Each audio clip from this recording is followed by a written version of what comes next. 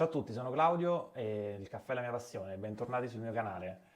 Spero che abbiate visto settimana scorsa il video della temperatura del caffè in cui abbiamo affrontato con Michele quale sia la temperatura ideale per fare un buon caffè e se non l'avete visto ovviamente rimane a guardarlo e proseguendo il filo della temperatura vi anticipo già che sabato prossimo andremo a parlare invece della temperatura di una macchina del caffè a cialde, quelle che ci siamo fatte fare noi con temperatura del termostato a 98 gradi, che è la macchina più calda per chi appunto ama il caffè bollente. In tanti ci avete chiesto una macchina che fa il caffè bollente, ci siamo fatti fare una macchina ad hoc di cui vi lascio il link in descrizione, che fa il caffè più caldo di tutti perché appunto ha un termostato addirittura a 98 gradi, ma ne parliamo settimana prossima. Oggi l'argomento di oggi è il cappuccino perfetto e soprattutto il discorso dei montalatte. Prima di iniziare però vi voglio come al solito voglio premiare qualcuno di voi che settimana scorsa ha commentato il video ed è iscritto al canale e come sempre lasciamo sorteggiare al tour chi di voi ha vinto.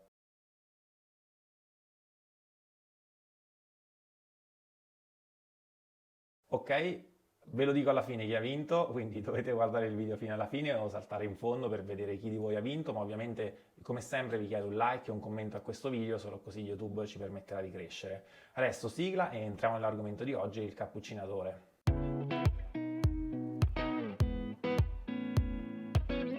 Bene, allora, il discorso del cappuccino è una scienza un po' come il caffè e ci sono oggi come oggi dei montalatte o cappuccinatori che facilmente si trovano anche su Amazon, poi io in descrizione cercherò sempre di tenere aggiornato con un modello Amazon che vi consiglio di andare a comprare perché come rapporto qualità-prezzo è il migliore. Ma prima di entrare nel mondo dei cappuccinatori e del cappuccino parliamo un po' più in generale qual è la ricetta del cappuccino perfetto. La ricetta del cappuccino perfetto è composta da un'espresso all'italiana, che è il classico espresso da 25-30 ml, quindi un buon caffè estratto bene in circa 25 secondi, e quello è un ottimo caffè, a cui va mescolato del latte, che rigorosamente deve essere del latte intero, perché comunque deve avere una dose di proteine consistente, quindi è meglio intero che con il parzialmente scremato, anche se ovviamente si può fare con tutte le tipologie di latte, cioè oramai si può montare anche il latte di soia, però la ricetta perfetta è un latte intero da 100 ml che poi montato svilupperà a 125 ml, quindi la tazza cappuccino deve essere almeno da 160 ml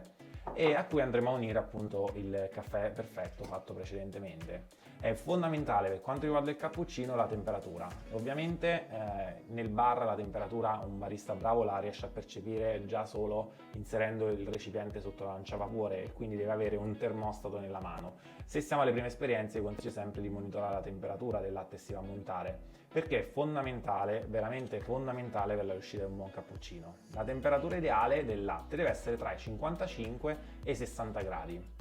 Questa è veramente la temperatura ideale in cui il latte monta. La temperatura è fondamentale perché se ad esempio andiamo a superare i 70 gradi all'interno appunto del latte, nel latte avvengono delle modifiche chimiche, ad esempio volgarmente diciamo che appunto l'abbiamo cotto, l'abbiamo stracotto, il colore da bianco mira verso il giallognolo, ma soprattutto le reazioni chimiche al suo interno fanno sì che lo digeriamo difficilmente. Quella classica sensazione di sentirsi dover andare in bagno dopo una colazione fatta con un cappuccino è proprio la testimonianza appunto di un cappuccino troppo cotto fatto appunto con il latte stracotto. Per evitare questo quindi ci serve o un termometro oppure ci serve la capacità del barista o nostra nel saper percepire la temperatura del latte e far sì che non superi mai i 60 gradi perché appunto oltre 70 c'è questo piccolo problemino che dobbiamo evitare. Quindi, visto che abbiamo dato importanza a questo discorso della temperatura, tanti di voi mi chiedono una macchina a cialde che abbia anche la lanciavapore. In realtà nel mercato ne esistono solo due che sono la Frog Vapor e la Faber slot con la lanciavapore, in questo caso non c'è. Sono solo due macchine rispetto alle tante che ce ne sono in commercio, magari c'è qualcuna che mi sfugge, ma quello che voglio dire è che avere la lanciavapore è una particolarità che ovviamente si trova in poche macchine e quindi limita di molto la scelta. Io non mi sento mai di consigliarvela perché come ho detto poc'anzi è veramente difficile fare un cappuccino perfetto sapendo utilizzare la lanciavapore.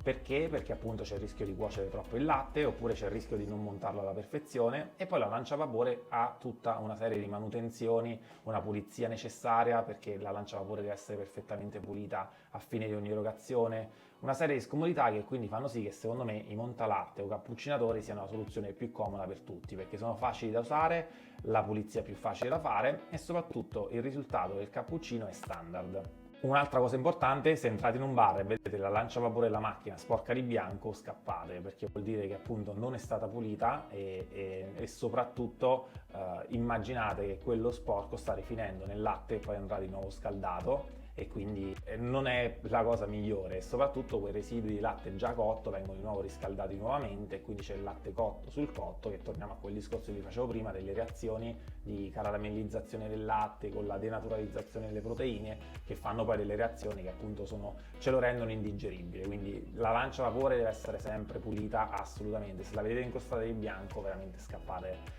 da quel bar. Questo ovviamente vale anche per le nostre case. Passiamo ai montalatte. Nel mercato appunto su Amazon esistono una marea. Dimenticavo, il latte deve partire a una temperatura frigo, altrimenti monta troppo velocemente e non monta bene. Invece deve partire tra i 3 e i 5 gradi e quindi poi attraverso il processo con la lancia a vapore o col montalatte deve arrivare alla temperatura di 60 gradi. Ma è fondamentale che parta da frigo e possibilmente, come dicevo, che sia intero. Allora, sul mercato i montalatte tendenzialmente hanno 2 al massimo 3 tasti. Questi tasti sono tipicamente il montare freddo, il montare caldo e il semplice riscaldare. Sono tutti dotati all'interno di una paletta che tramite il motore mescola il latte e lo monta. Può essere fatta così oppure può essere la classica retina. Questa retina appunto girando velocemente monta il latte. Ma io quello che vorrei farvi notare, più che la differenza tra queste, il tasto in più, il tasto in meno, la retina o queste piccole palette, non sono quelle che fanno la differenza. La vera differenza, motivo per cui io vi consiglio un prodotto rispetto a un altro, è la facilità di pulizia. Ad esempio, io ho preferito questo di Illy rispetto a quest'altro prodotto di un brand cinese non noto, perché la pulizia è molto importante. Questo prodotto non può andare in lavastoviglie perché ha la parte elettrica all'interno del corpo della macchina. Questo invece può andare assolutamente in lavastoviglie perché è un pezzo di acciaio inox, assolutamente. Rimuovete questa piccola pala e potete mettere in lavastoviglie, è più facile da pulire sotto l'acqua corrente perché poi sapete quanto è faticoso a volte pulire il latte, magari è troppo cotto, e quindi io veramente vi consiglio nella fase di scelta di andare su un prodotto come questo che è facilmente pulibile, perché poi la differenza tra come il latte viene montato da questo e da quest'altro sarà veramente molto sottile. Faremo una prova ma vedrete che non è quel fattore distintivo. Vi consiglio, una volta acquistato il montalatte, se potete, di fare una prova con il termostato, vedere a che temperatura il vostro montalatte eroga il latte, perché c'è una fase di percezione visiva e di gusto che è come è stato montato il latte, e quello ognuno ha i suoi gusti, ma c'è una fase oggettiva della temperatura che, come vi dicevo, deve essere sempre tra i 55 e i 60 gradi, non deve mai superarlo. Quindi comprate il montalatte, provatelo, vedete se vi soddisfa, e andate a vedere questi parametri, perché nel caso non vi trovate bene forse è meglio restituirlo. Di certo io quello che vi consiglio è, siccome la pulizia è importante, acquistate un qualcosa che appunto si può pulire facilmente come questo. Questo modello della Illy vecchio non si trova più in commercio, ma comunque, come vi dicevo, vi lascio in descrizione dei modelli che si trovano su Amazon che hanno queste caratteristiche, e anzi, se ne avete di qualcuno di migliore da consigliarvi, perché io fino adesso non ne ho trovato uno eccezionale, ancora non ho trovato quello giusto per me, suggeritemelo qui sotto nei commenti, mi farà piacere provarlo. Bene, andiamo adesso a fare la prova di questi 2 montalatte e vediamo come esce il risultato. Andiamo a versare 100 ml, che come ci dicevamo è la dose giusta, 100 ml per ogni montalatte. Perfetto, giusto, l'ho messo giusto.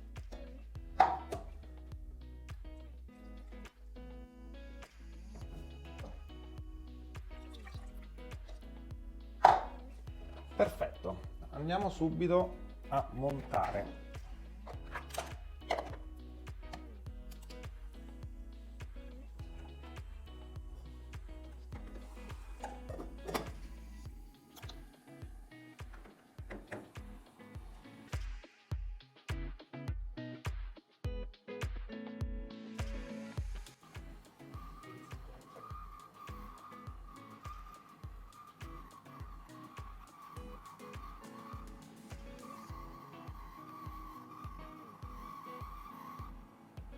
Allora, questo Illy è decisamente più rumoroso, forse l'ho usato un po' di più, è un po' più anzianotto. Comunque, come vedete, montano in maniera molto differente. Questo qui è molto più schiumoso, questo qui invece lo è molto meno. Ora si fermeranno da soli quando avranno raggiunto, a detta loro, il giusto montaggio, la giusta temperatura. Perfetto, questo si è spento.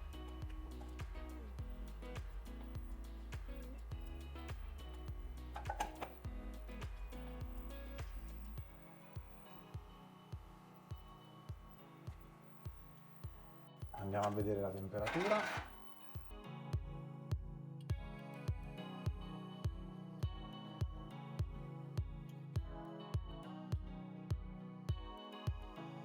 (69,5 gradi), veramente al limite rispetto alle temperature che ci dicevamo prima di non raggiungere i 70 gradi.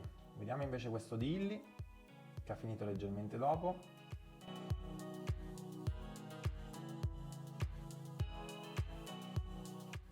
(66,5 gradi), quindi questo più vicino alla temperatura richiesta.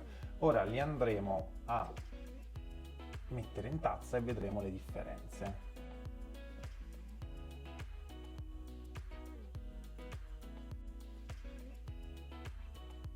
Allora, come vedete sono due schiume di consistenza veramente diversissima. Questo alla mia sinistra, che chiameremo senza marca, è molto più una schiuma densa, e questa alla mia destra di Illy invece è una schiuma totalmente diversa, molto più facile da gestire, molto meno densa e probabilmente somiglia di più a un cappuccino.